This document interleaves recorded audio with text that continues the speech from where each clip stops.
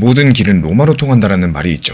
과거에 로마가 세계의 중심이었던 것처럼 지금 모든 금융의 길은 디지털 자산 제도권 편입이라는 새로운 중심으로 향하고 있습니다.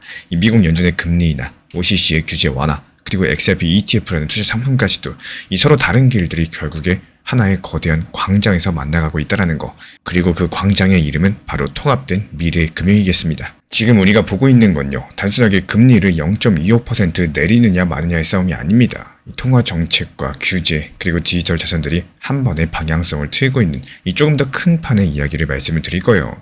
연준의 피벗이랑 OCC의 새로운 해석, 그리고 스테이블코인법과 XRP 현물 ETF까지도 전부 같은 설계도를 향해서 움직이고 있는 현재 상황에서 이걸 한 줄로 세워놓고 보면요, 디지털 자산을 달러 시스템 안으로 끌고 들어오는 작업이라는 하나의 그림이 드러납니다. 먼저 백악관을 살펴보겠습니다. 국가경제위원회 위원장 케빈 헤셋, 이름은 낯설 수 있더라도요, 그 역할은 정말 간단한데요.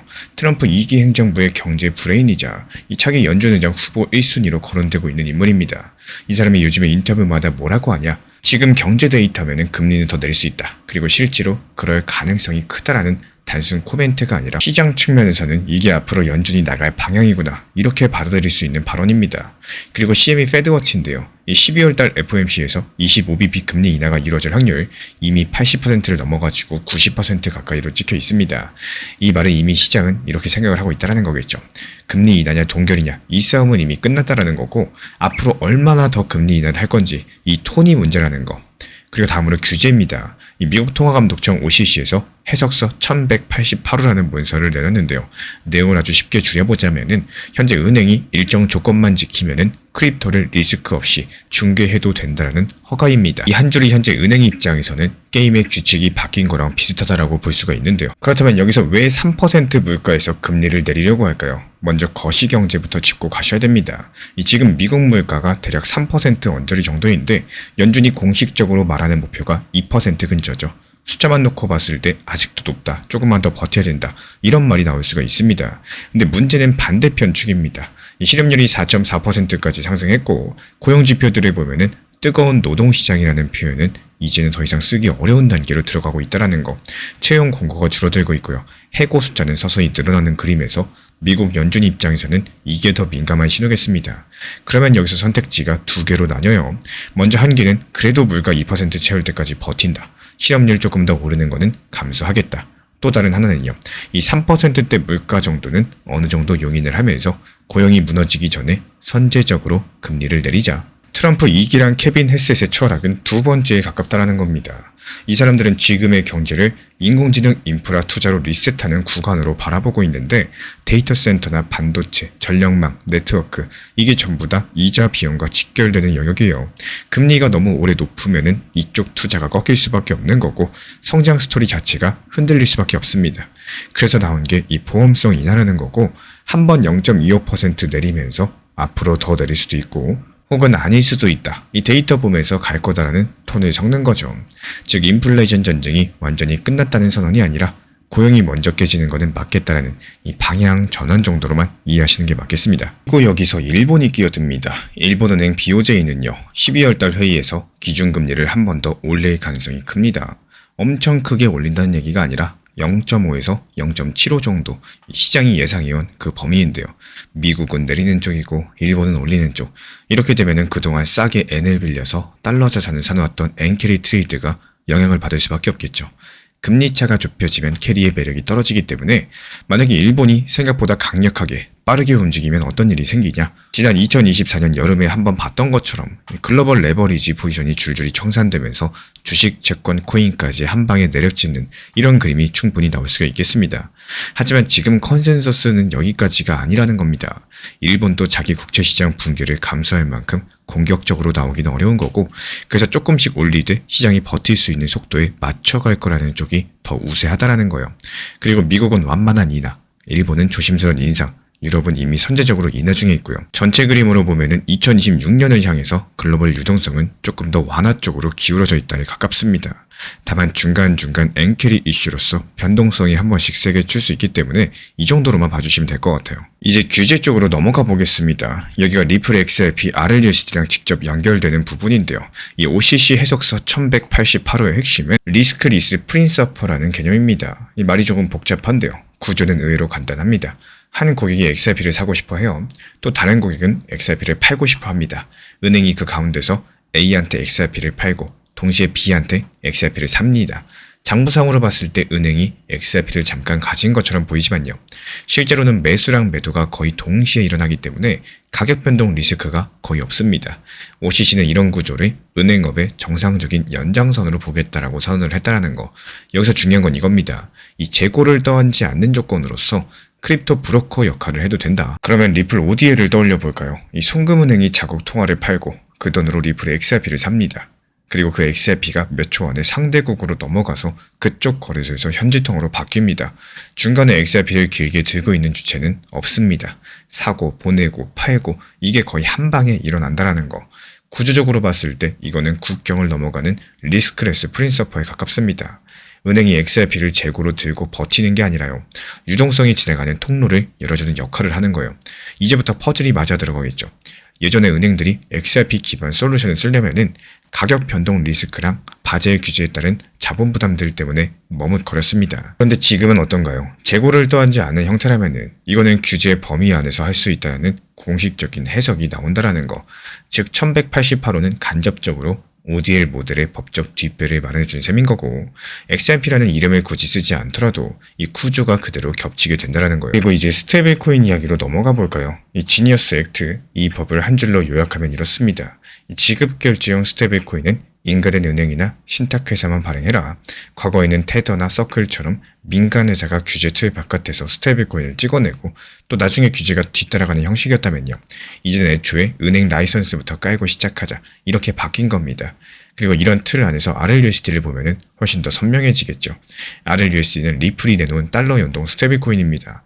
여기서 리저브 같은 경우는 현금과 현금성 자산으로 1대1 이상 보유한다. 이런 구조를 내세우고 있고 체인은 리플 레저랑 이더리움 양쪽에 걸쳐 있습니다. 실제 시가총액도 상당히 빠른 속도로 커지고 있습니다. 그리고 동시에 리플은 리플 내셔널 트러스트 뱅크라는 이름으로서 국법 신탁 은행 인가를 OCC에 신청해둔 상황이에요. 이게 승인되면 어떤 그림이 나오냐?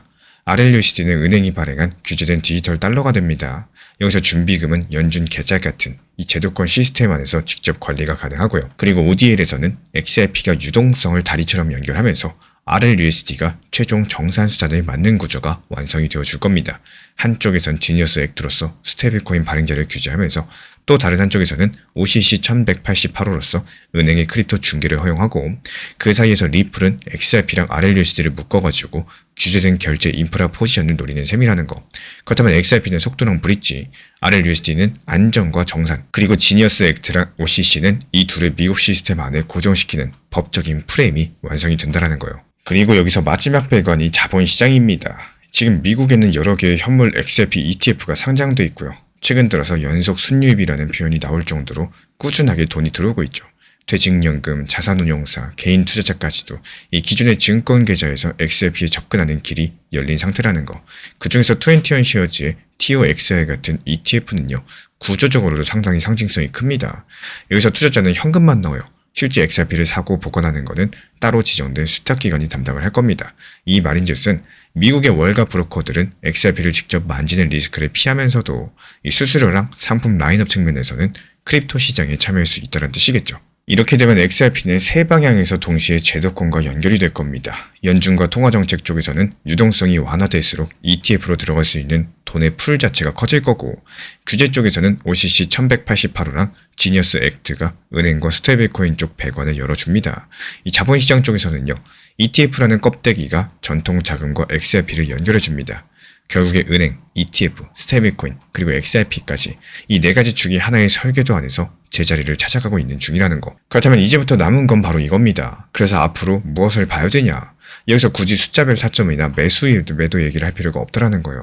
대신에 그림을 보는 기준만 몇 가지 잡으시면 되는데 먼저 미국 연준 같은 경우는 이번 25bp 금리 인하를 시작으로 향후에 점도표가 어떻게 바뀌는지, 내년과 내후년 기준금리 예상치가 얼마나 내려오는지, 그리고 이번에 파월이 기자회견을 했을 때 더 금리를 내릴 준비가 되어 있다는 쪽에 설까? 아니면은 한번 내리고 일단 지켜보자 이런 쪽에 서는지, 이게 바로 첫 번째 기준선이 되어줄 겁니다. 그리고 두 번째는 일본이에요. 이 BOJ가 실제로 어느 정도까지 금리 인상을 하는지, 그리고 그 이후에 일본 국채시장과 엔화가 얼마나 흔들리는지, 만약에 여기서 시장이 이 정도면 버틸만 하다라고 판단을 하면요. 엔캐리 청산 쇼크는 변동성 확대 정도에서만 그냥 끝날 수가 있다라는 거예요. 그리고 다음으로 은행과 RLUSD입니다. 이 OCC 1188호 이후에는요. 대형은행들이 크립토 브로커리지나 결제 서비스를 어떻게 확장하는지, 그 서비스 목록 안에 XRP나 RLUSD가 들어가는지, 이 RLUSD 발행 잔고랑 온체인 트랜잭션이 꾸준히 늘어나는지, 이런 것들이 규제된 인프라로 자리 잡고 있다는 신호입니다. 다음으로는 XRP ETF 자금 흐름입니다. 이 가격보다 더 중요한 거는 돈이 실제로 들어오고 있느냐 아니면 나가고 있느냐 이런 여부겠죠. AUM이 늘어나는지 유입 유출이 어느 시점에서 바뀌는지 이런 것들 보시면요. 제도권 머니가 XRP를 어떻게 보고 있는지 대략적으로 감이 잡히실 겁니다.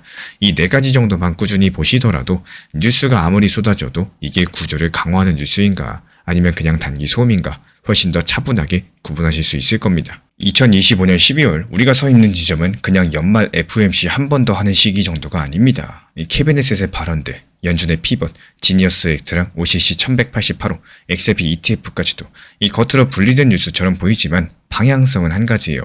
디지털 자산을 달러 시스템, 은행 규제, 자본시장 상품 안으로 밀어넣는 작업 안에서 이 XRP가 국경을 넘는 유동성의 다리 역할을 하고 RLUSD는 규제된 디지털 달러로서 정산을 책임지고 은행과 ETF는 전통 자본을 그쪽으로 연결하는 이런 관문을 맡게 될 겁니다.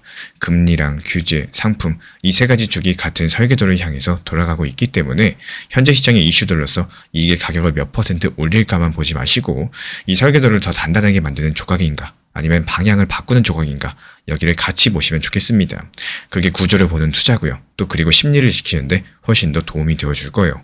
불장만 기다리다가 차갑고 무서운 하락장을 내 편으로 만드는 이런 투자 심리를 길러야 진짜 기회를 잡을 수 있다는 겁니다. 이 많은 분들께서 언제 불장 오냐, 대체 언제 오르냐 이런 것만 바라보시면서 시장을 보내고 계시는데 사실 우리가 그렇게 간절히 기다리는 불장은 내가 원한다라고 해서 길게 머물러주는 시간이 아닙니다. 오히려 아무런 예고도 없이 찾아왔다가 순식간에 번쩍이고 또 다시 사라져버리는 경우가 훨씬 더 많다라는 거. 그렇기 때문에 그 짧은 불장을 제대로 잡으려면요. 이것보다 훨씬 더 긴 하락장과 보합장을 어떻게 보내고 있느냐. 이게 모든 것들을 결정하게 될 겁니다. 여기서 문제가 되는 게 뭐냐면요.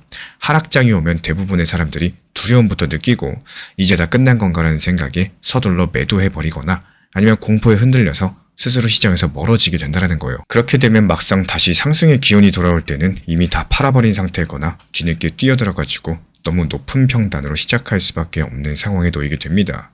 이 결국에 하락장에서 어떤 선택을 했는지 불장이 왔을 때 내 자리를 정해버리는 셈인 건데 과거에도 보면은 조용했던 하락과 보합 구간에서 묵묵하게 준비한 사람이 있는 반면에 또 그 시기를 견디지 못하고 떠났다가 나중에 급등하는 이런 모습을 보고 뒤늦게 따라 들어가서 고점에서 시작하게 되는 사람도 있었습니다. 같은 시장, 같은 시간을 보고 있음에도 결과가 완전히 달라지는 이유는 딱 하나예요. 시장을 바라보는 관점과 태도의 차이 때문입니다. 그래서 지금 필요한 건 언제 오르냐를 묻는 조급함이 아니라 이 하락장을 어떻게 내 편으로 만들 수 있을지 고민하는 시선입니다. 하락장을 적으로 보느냐 아니면 준비의 시간으로 보느냐 여기에 따라서 그 다음 장면은 완전히 달라지게 될 거라는 거. 결국에 투자는 차트가 아니라 생각의 방향을 바꾸는 싸움이고요. 불장을 기다리는 사람이 아니라 하락장 속에서도 흔들리지 않고 준비하는 사람이 마지막에 웃게 되는 시장이라는 것들을 꼭 기억해 주셔야겠습니다. 오늘 영상에서 설명드린 내용은 흐름과 구조를 중심으로 한 큰 그림입니다. 하지만 실제로 매수하거나 매도할 때는 조금 더 구체적인 숫자가 필요해요. 예를 들어가지고 어느 가격대에서 멈출 가능성이 높은지, 어디서 반등이 나올 가능성이 있는지, 반대로 어디를 이탈하면 위험해지는지 이런 실전 기준은 영상에 모두 담기가 어렵기 때문에 따로 정리해드리고 있습니다. 관심 있으신 분들은 현재 보이는 번호로 문자 신청 주시면 되고요. 이 자료는 실제 버튼을 누를 때 참고할 수 있는 현실적인 지침이 되어줄 겁니다.